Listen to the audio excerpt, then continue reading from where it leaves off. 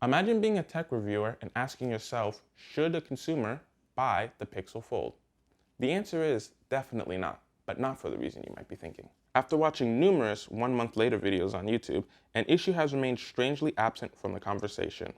Now, after a month of personally using the Pixel Fold as my daily driver, I've discovered a massive issue that seems to be flying under the radar. And it's not just my experience, it's concerns echoed on web blogs, Reddit threads, and among other fellow Pixel users. For context, I'm a Pixel advocate, tracking back to the more budget-friendly days of the Pixel 5 in its charming sorta sage color. Today I find myself equally happy with the Pixel Fold. I was hyped when it was unveiled in May 2023, watching impression videos and reviews until I was finally able to pre-order mine through my carrier. At $1,800, it's not pocket change.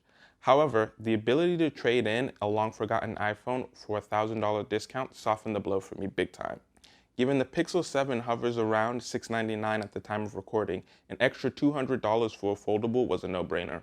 Coming with a 5.8-inch cover display and a spectacular 7.6 inner display, both at a vibrant 120Hz OLED panel, being paired with Android 14 in its beta phase, everything feels snappy and seamless. Alas, with being a first-gen foldable, it's bound to have some small problems, but here's where my main concern rears its head.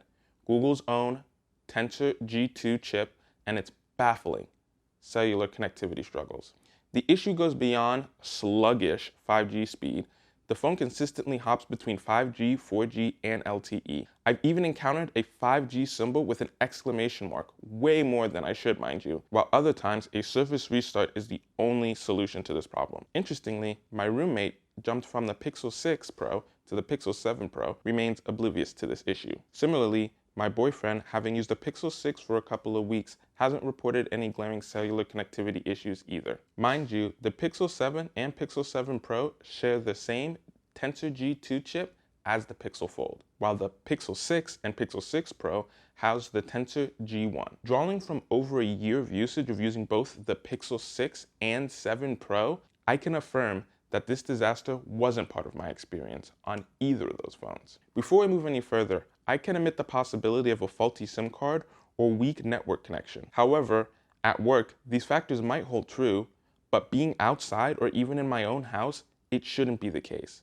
Yet a SIM card swap to the OnePlus 10 Pro, equipped with the Snapdragon Gen 1, also a 1-year-old chipset, suggests otherwise. While on the other hand, I acknowledge running the Android 14 beta might introduce some bugs, my search across the web unveils several articles detailing connectivity complications, mirrored by other distinguished users on Reddit's r/Google Pixel.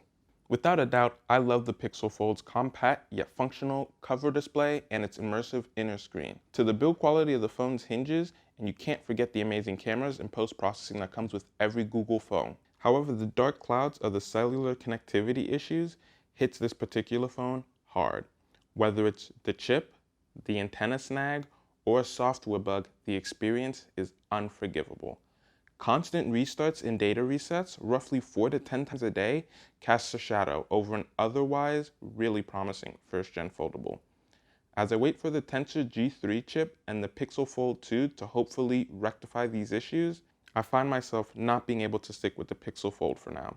Yet a glimpse at the renders of the iPhone 15 Pro Max seems promising. The flip side awaits, and who knows, perhaps the Fold 2 might hold more promise in the times ahead.